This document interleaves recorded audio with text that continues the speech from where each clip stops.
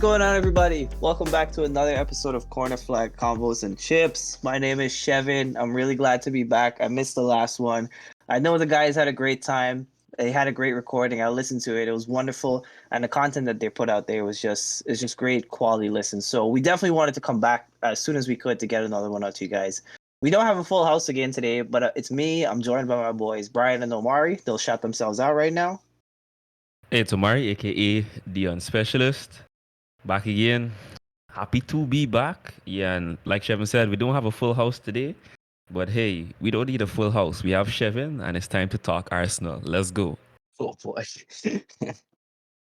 What's up, guys? It's Brian over here. It's good to be back for another pod. Yeah, it's going to be interesting to hear what Shevin has to say about his team and what he wants to talk to us about.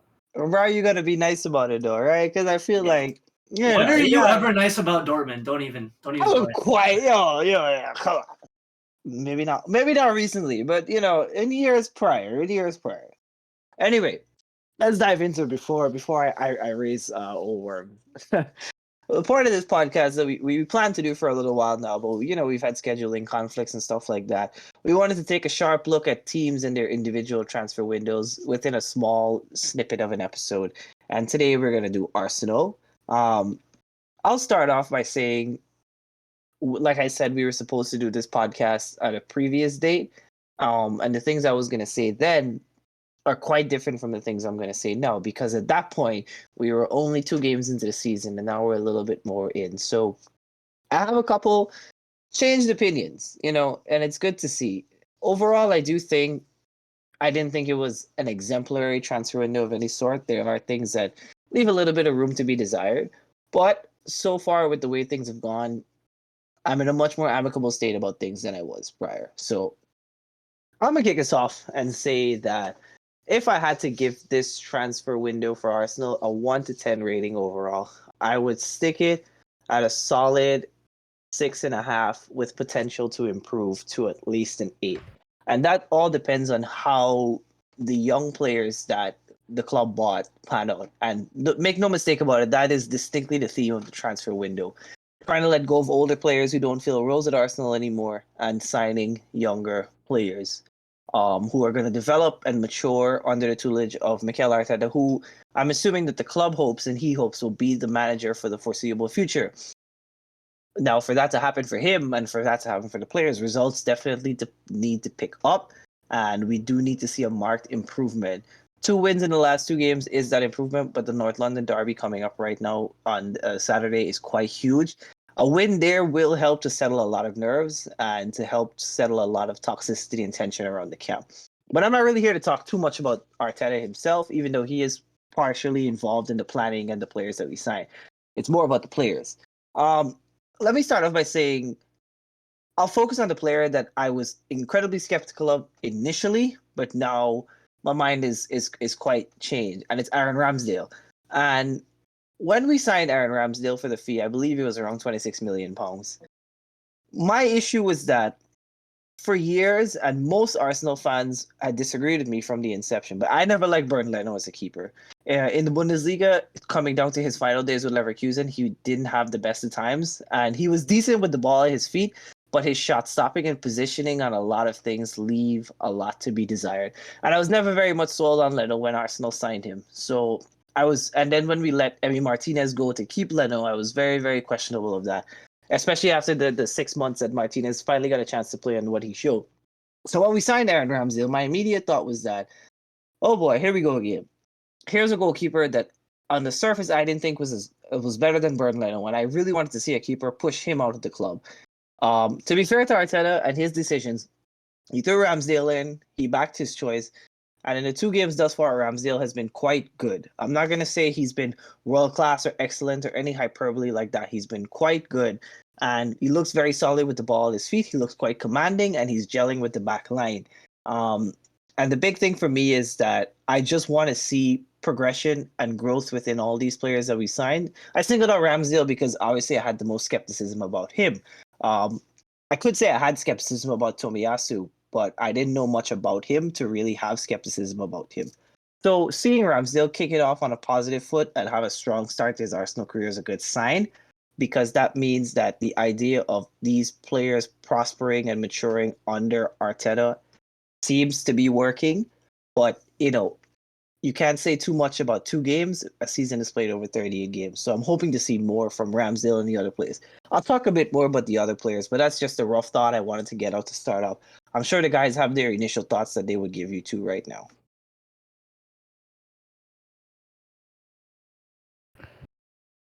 All right, so I'm gonna jump in and I'm gonna say that I think Shevin is suffering a little bit from fan Stockholm syndrome, and in giving his team a 6 out of 10 in the transfer window, it was a very This is going to be hopeful grading. fun. Yeah, in my opinion, that was a very hopeful grading, especially given the fact that he said it depends on how some of the young players that they signed pan out. So, in my opinion, I'm going to be a lot more conservative and actually give them a 4.5 in the transfer window. I really want to get him a 4, but Phil isn't here to charge me up in the Arsenal salt. So just 4.5. And my primary reasoning for that is spending. They spent a whole lot in the transfer window, and compared to other teams, in other leagues, as a matter of fact, that interestingly enough, they've spent more in the transfer window than a few top teams in other leagues combined. Examples being Serie A. So I'm not too sure if they're gonna get the return on investment, because that's the biggest way to measure your success in the transfer window. You spend a lot of money. What do you get out of it in terms of results on the pitch, as well as maybe further in the future, you'd also look at returns on maybe those players. But right now, I think they spent a little too much money on central defender, and yes, they brought in players like Martin Odegaard, but overall, I don't think they're gonna see the return on investment, because after spending that much money in the transfer window, the floor for them should be back to European football. And as a matter of fact, maybe competing for Champions League football. But given how the Prem is looking this year, I don't think so. So I would have said the floor for them should be Europa League spot comfortably, fifth or sixth maybe. But I'm not too sure we're gonna see that return from the investment. Let me just interject quickly and say that I don't expect Champions League football in the next 2 years, because unless something catastrophic happens to the best 4 teams in the league right now, which are the two Manchester clubs, Chelsea and Liverpool. Right. we're not on that level. Those clubs have 1 or 2 world-class players each. I don't think Right. Arsenal has any world-class players right now. Look at Fair enough. Liverpool, for instance. They have Salah, they have Van Dijk, they have Alisson. Mane.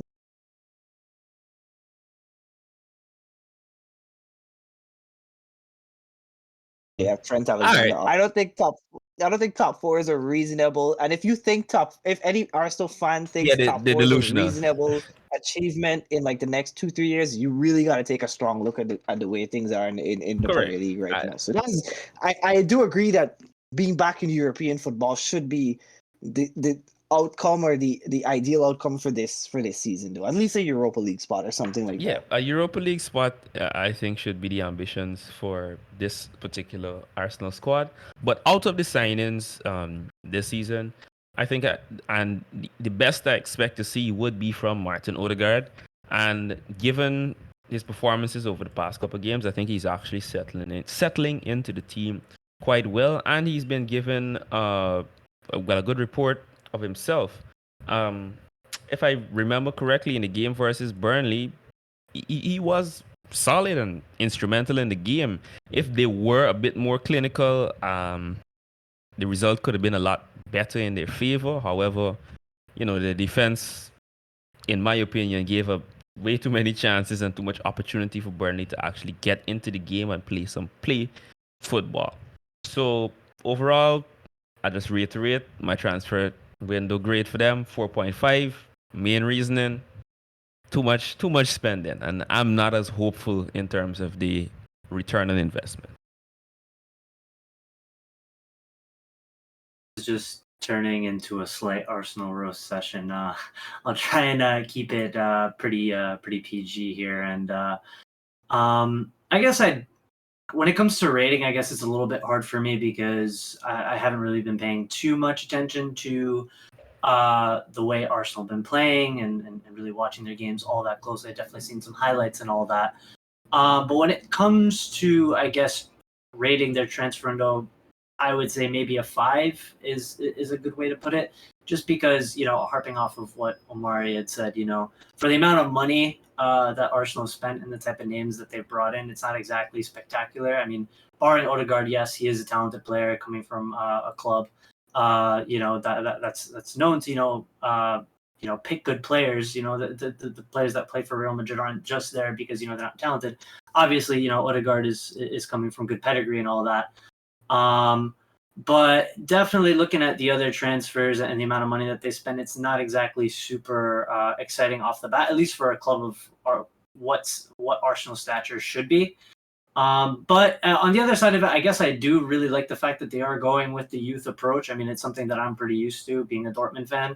And I think it's a really good model for a club that's trying to rebuild and restart and I guess push for a higher place in the league sooner rather, or just at some point, it's not going to be overnight. But sooner rather than later, I guess we can say, with the players that they brought in, you should expect that down the line that at least some of them will come good. But the player that I think that I'd like to focus on as I guess the standout transfer would be Takehiro Tomiyasu. And he's a player that I guess I heard a little bit about from talking to Omari and Mike about actually. And just the fact that they were able to bring in such a versatile player for such a small amount of money, I think that's a really good move considering he was one of the best defenders in Serie A last season as well. And yeah, I mean, he's just going to definitely make that back line a little bit stronger, I feel. And I definitely kind of envy that transfer a little bit just because, it's been really hard for Dortmund to bring in a player that can play right back properly. I'm not going to, harp on that too much, obviously, either because this isn't a pod about the Bundesliga or Dortmund at all. But it's good to see a club addressing a particular need and bringing in a really good player to fill that need. My thing is, right, I'm here to accept criticism and stuff like that. There are things in the window I would have done, especially with the money that was laid out. The Ben White thing is quite exorbitant. I don't think he is worth 50 how much money. million. But yeah, I wasn't even going to mention Ben White. So let me ask you something. When this happens with English players, right? We're quick to say English tax and okay, his price tag is not his fault and stuff like that.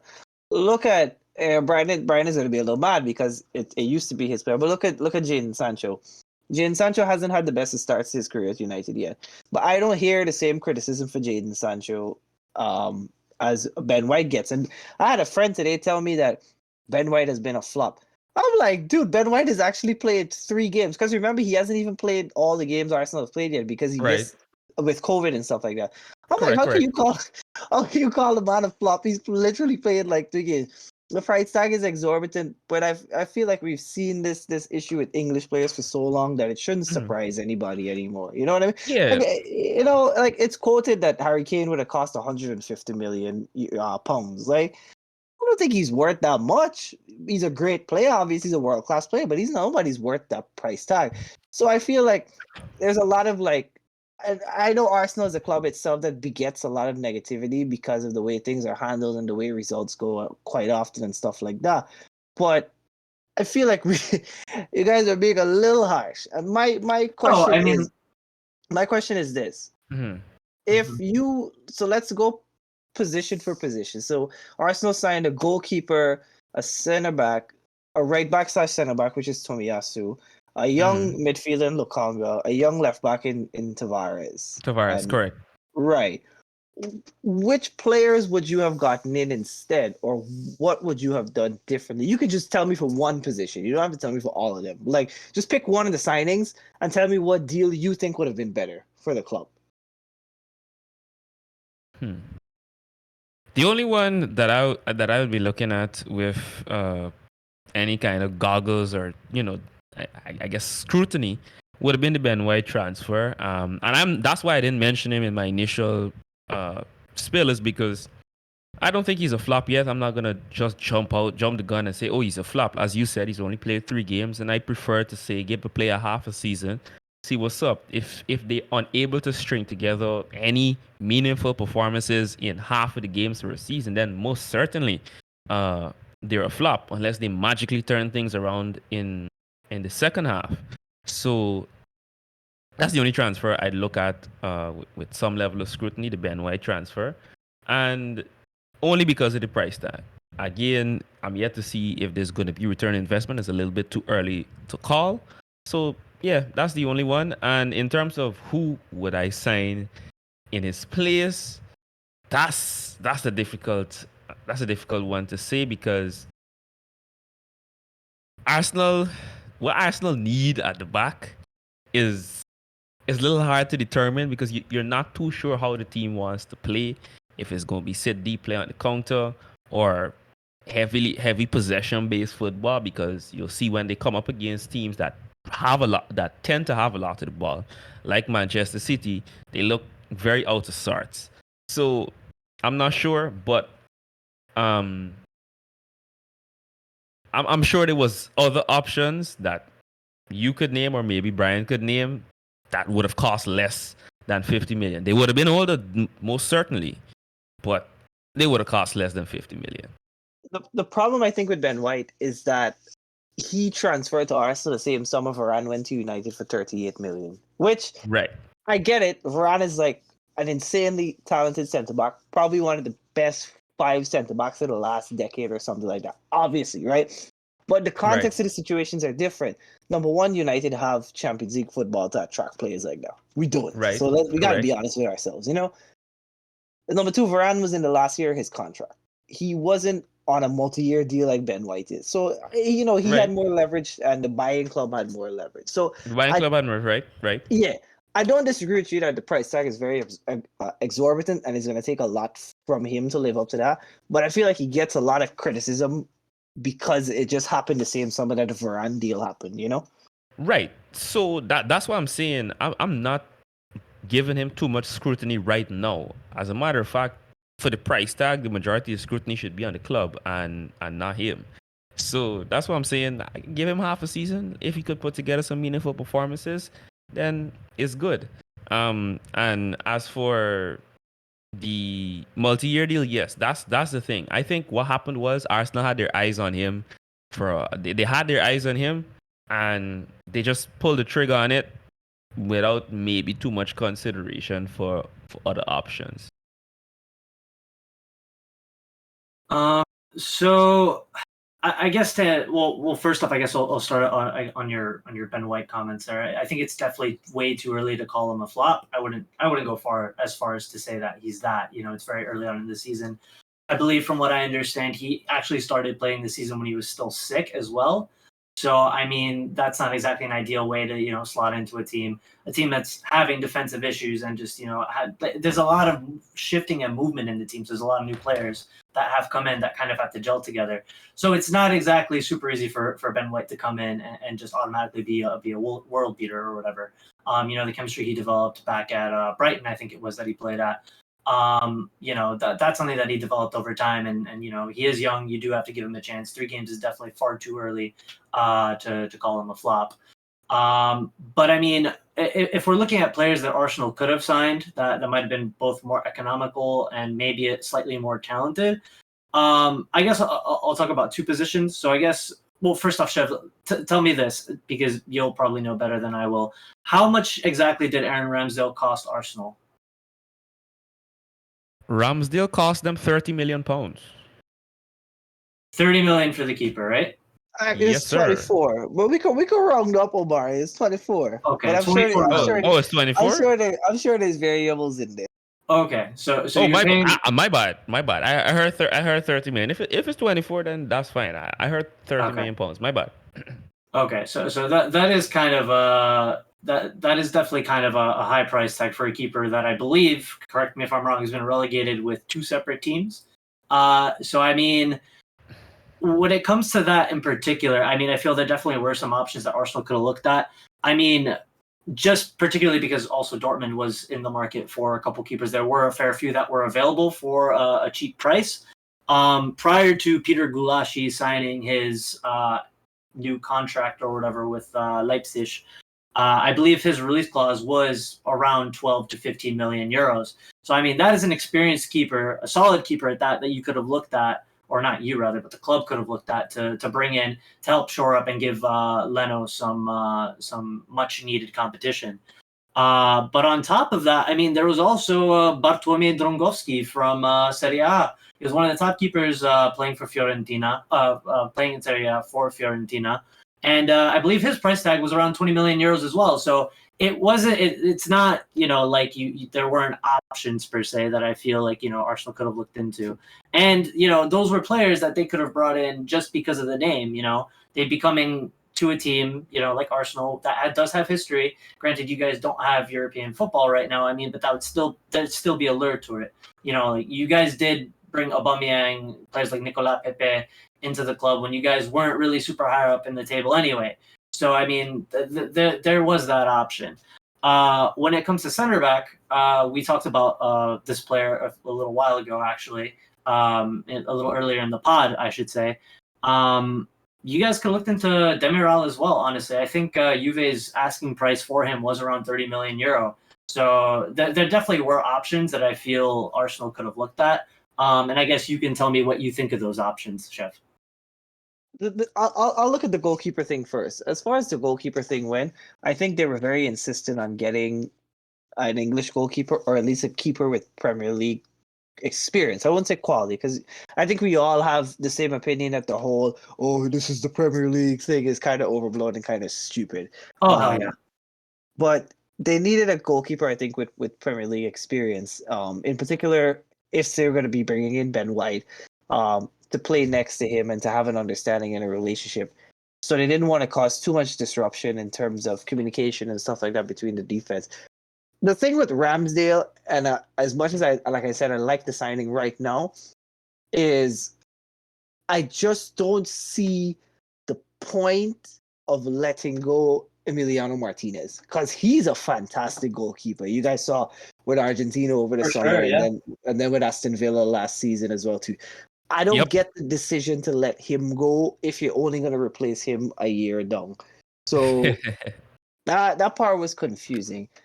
The centre back stuff, there were definitely a couple players I think we could have looked at in the Premier League. A guy like Yannick Westergaard, who went to Leicester eventually.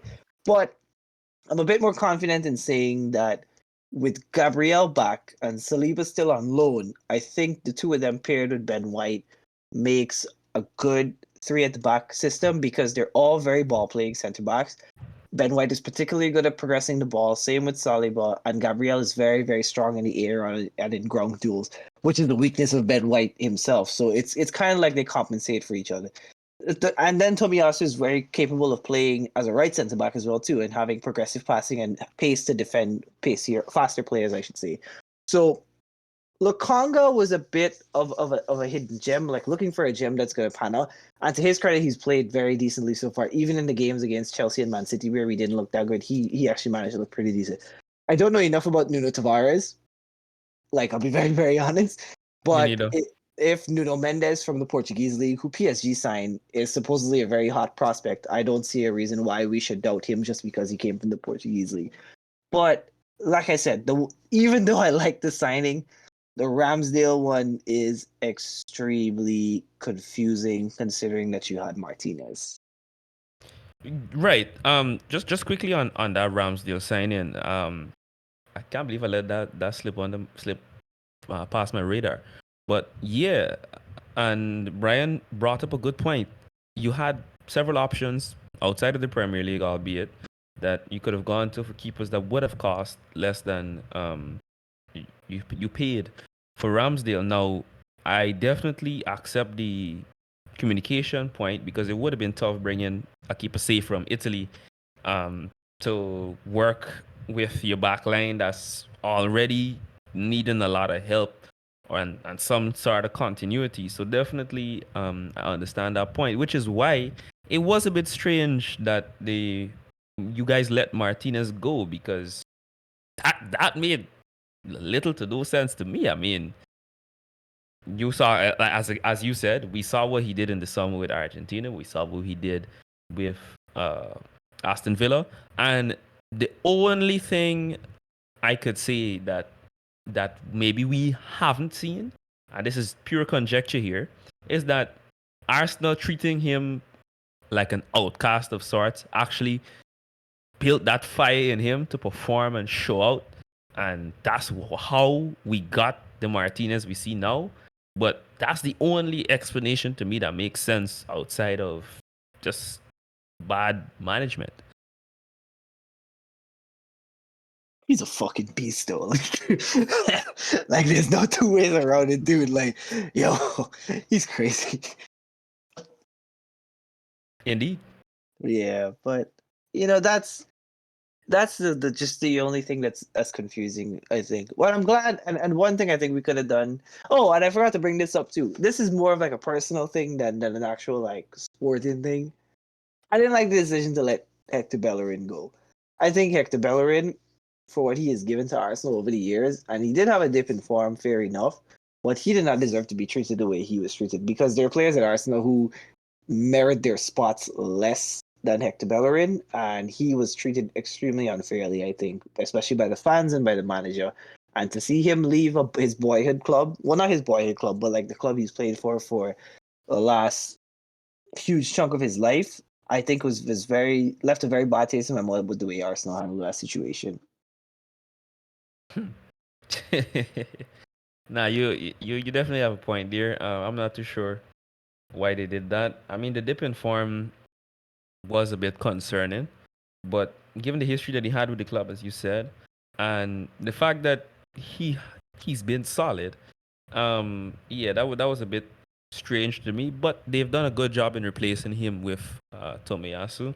Albeit Tomiyasu has different qualities, he still brings a lot to the team. And as Brian brought up earlier, he was one of the best defenders in Serie A prior to making the move to Arsenal.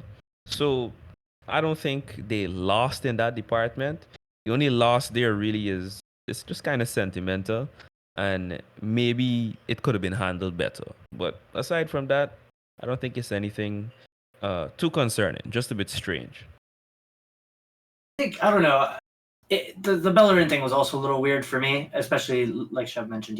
That this guy's given the majority of his career to this club, and he definitely had options to move on during his career when he was hitting his highs. I think it's just as important to have players that are talented in the club as it is to have players that really live and breathe the club. And I know I come off as a hopeless romantic by saying this, but loyalty is definitely also important. And I think a player definitely plays differently for a club when they're actually playing for the badge versus, or for the crest rather, versus whether they're just there to get paid. So yeah, I think there definitely is some value in that, and I do think that Bellerin, for whatever extent he would start the season, considering Tomiyasu signing and all of that, I think he will be a loss for Arsenal coming games. Yeah, I mean, I know there's gonna be like a lot of Arsenal is definitely. I have to see it for me to actually appreciate the thing, and I put my hands up to that. I don't blame you guys for having that opinion, and especially with the way things have gone recently with Arsenal. And I will say that in terms of what Edu and Arteta are doing right now, they are very, very, very dependent on how results go right now. And that does sound a bit obvious to say because every top level football club is dependent on results. But more so than ever, both of them are walking an extremely thin line because you don't get to spend the money that they do without showing and this is me circling back to the point you two made Showing in the results. beginning of the podcast. Yeah, exactly. Showing a significant change, and they don't have, and I'm gonna throw a little shade here. Arteta doesn't have the leeway that Ole Gunnar Solskjaer has at Manchester United. You know what I mean? Ole Gunnar Solskjaer can fail year after year after year, and it seems like the Glazers are happy with the fact that he's keeping them in Champions League football. Hey, I on don't think Arteta has that leeway. agreed, right? However, I will say, strange as it may sound, Ole Gunnar Solskjaer, Ole basically for Man U has he hasn't done a terrible job. He hasn't done a great job, but he hasn't done a terrible job because he has very big shoes to fill. Because between after Sir Alex left, every manager in between, there's not much thought spent on this was Van Gaal's time or this was there's not really much time spent thinking about that. And I think the reason why he got that much leeway is so that they would have some sort of continuity. So to be honest, all Arteta has to do is get results at this point. Um, I don't think Ole is a fair comparison because as much as the team has been stumbling, they've been getting fortunate results here and there, and there's been a lot of bright spots in between. And then now that they have Ronaldo and they seem to be performing pretty well, things are looking up for them. On the Arsenal side, the club is kind of in a dark place, and then there needs to be a shining light. Doesn't seem as if it's gonna come on the pitch, so it's gonna have to come from the sidelines, and that's why all eyes are on Arteta. It feels like United comes up in a lot of these podcasts as some sort of example, one way or the other. But while we're on the topic and we're mentioning them, I think the comparison here is also a little skewed, and I agree with you, Omari, particularly because you did mention that Ole Gunnar Solskjaer is working for United, and I think he works in that system because he's sort of like a yes man for the Glazers, and he's okay with accepting what they give him.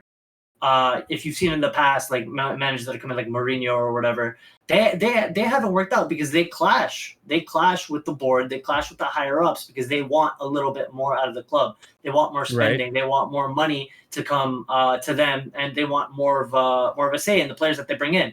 Which is funny because when it comes to managers that have been mentioned for United, should Solskjaer actually end up leaving.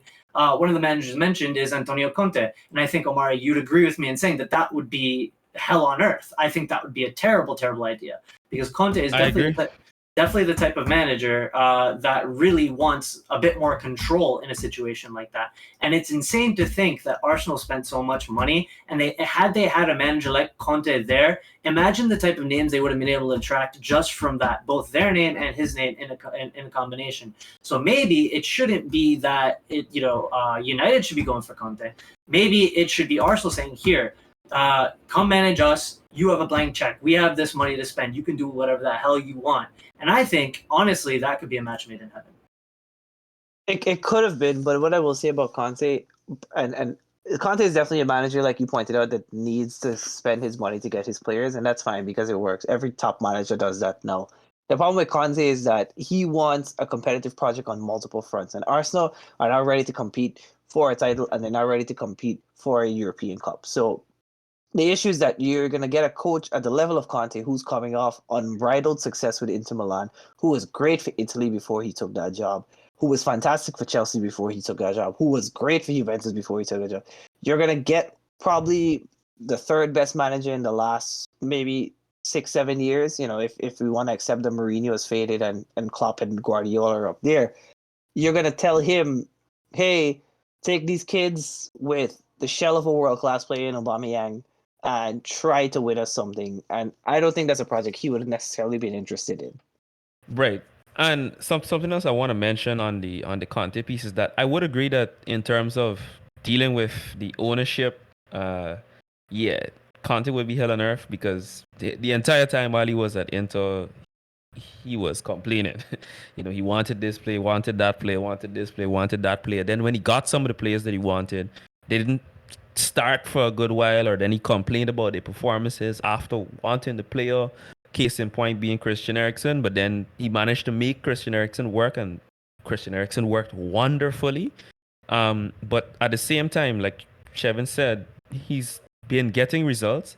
He managed to get great results with Inter. He would have had a Europa League title if not for some good fortune on the side of Sevilla and then some bad luck in the shape of Lukaku's position in blocking a clear shot on goal.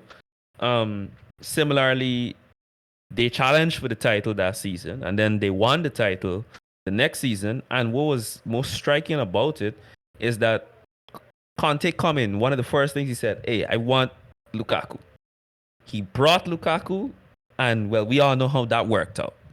So he's fulfilled many of his promises, and he did so for Inter, and he's been fantastic even before that, like Shevin said. So I think he would be able to get results out of that Manchester United squad because on paper they're good. They clearly have shown potential to perform at a high level. There just seem to be a few things missing.